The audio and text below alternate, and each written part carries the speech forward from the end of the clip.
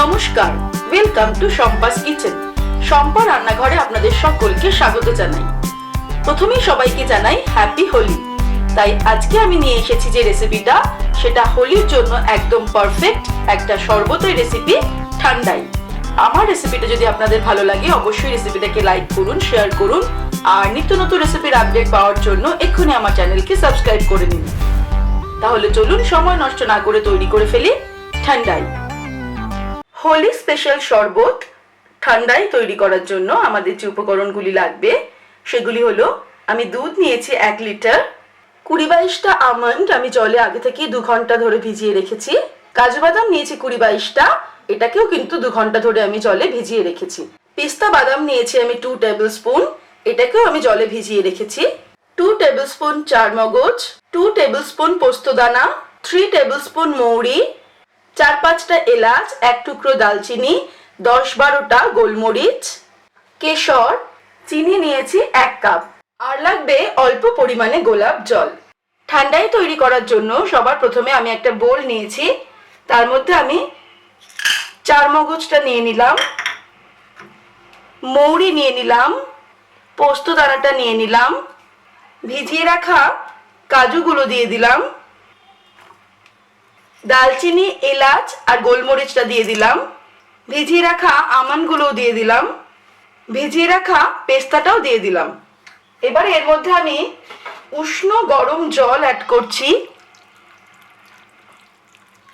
সমস্ত ইনগ্রেডিয়েন্টসগুলো ভিজিয়ে রেখে আমাকে কিছুক্ষণ রেখে দিতে হবে, ঘন্টাখানেক।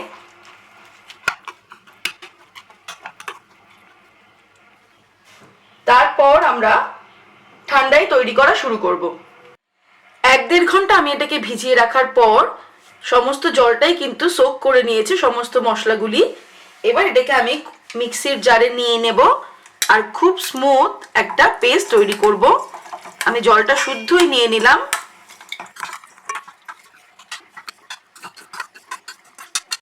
সব মশলাগুলো দিয়ে আমি স্মুথ একটা পেস্ট তৈরি করে নিয়েছি। এবারে এটাকে আমরা রেখে দেব, তারপর আমরা নেক্সট স্টেপের দিকে এগোবো।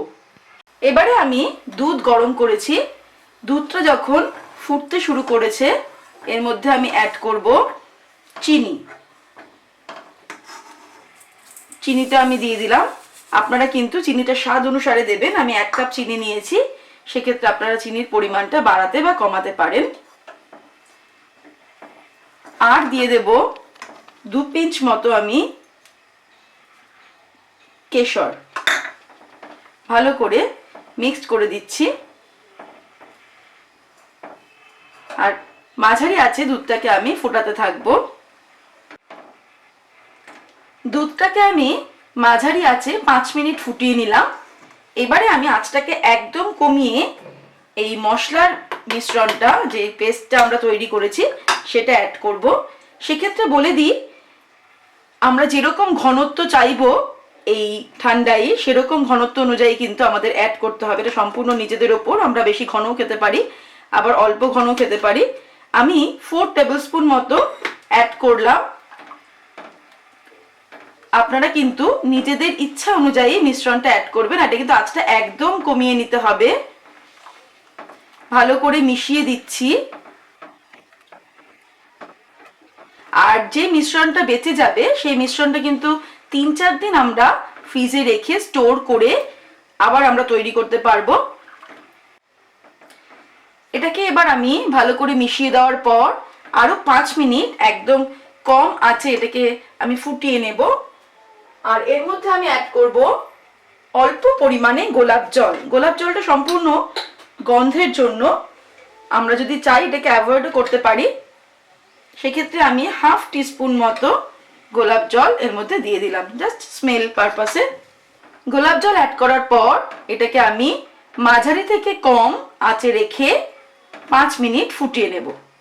দোলের আগের দিন রাত্রেবেলা এটা আমরা বাড়িতে বানিয়ে রাখতে পারি, আর পরের দিন সকালে বাড়িতে আসা অতিথিদের কিন্তু আমরা ঠান্ডাই সার্ভ করতে পারি। আপনাদের সকলকে জানাই হ্যাপি হোলি। দোলের বিভিন্ন কালারের মতো আপনাদের জীবনও রঙিন হয়ে উঠুক, এই শুভেচ্ছা রইল। 5 মিনিট আমি এটাকে ফুটিয়ে নিলাম।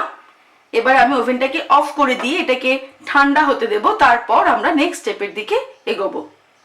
এবারে আমি একটা জগ নিয়ে নিয়েছি কাচের, তার মধ্যে অল্প অল্প করে মিশ্রণটা নিয়ে আমি একটা ছাঁকনি দিয়ে ছেঁকে নিচ্ছি, যাতে যখন আমরা ঠান্ডা এটা খাবো যাতে কোনো রকমের দানাদার অংশ বা কোনো কিছু আমাদের মুখে না লাগে।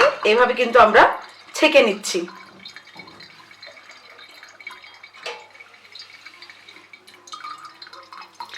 অল্প অল্প করে পুরোটাই কিন্তু আমরা ছেঁকে নেব। সম্পূর্ণটা ছেঁকে নেওয়ার পর এবার এটাকে আমি ফ্রিজে রেখে দেব ঠান্ডা হওয়া পর্যন্ত।